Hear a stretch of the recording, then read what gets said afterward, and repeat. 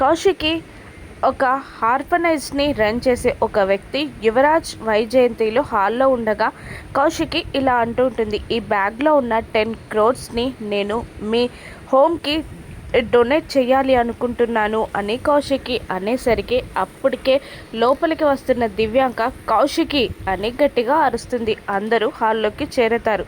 అందరూ దివ్యాంకని చూస్తుండగా ఆ 10 కోట్లు నువ్వెలా డొనేట్ చేస్తావు, నువ్వు డొనేట్ చెయ్యకూడదు అని నిలదీస్తూ ఉంటుంది దివ్యాంక.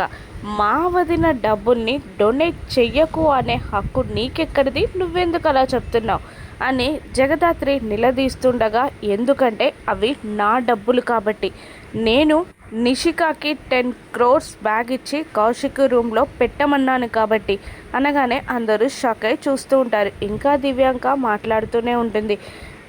సురేష్ కౌశికీలని విడదీయడానికి కౌశికియే డబ్బులు తీసుకుందని, కౌశికిని అందరిలో బ్యాట్ చేయడానికి నేనే నిషికా చేత ఆ 10 కోట్ల బ్యాగ్ని కౌశికి గదిలో పెట్టించాను అని నోరు జారుతుంది.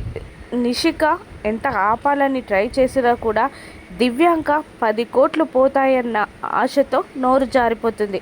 నిజం బయటపడడంతో జగదాత్రి కేదార్ గెలిచామన్నట్టు చూస్తూ ఉంటారు. కౌశికి కోపంతో ఊగిపోతూ ఉంటుంది. అప్పటికే గుమ్మంలో వచ్చి నిలబడిన సురేష్ దివ్యాంక మాటలని విని ఒక్కసారిగా వచ్చి దివ్యాంకని లాగిపెట్టి కొడతాడు.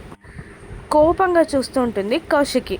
ఇప్పుడు నిషికాని కౌశికి ఏం చేస్తుంది?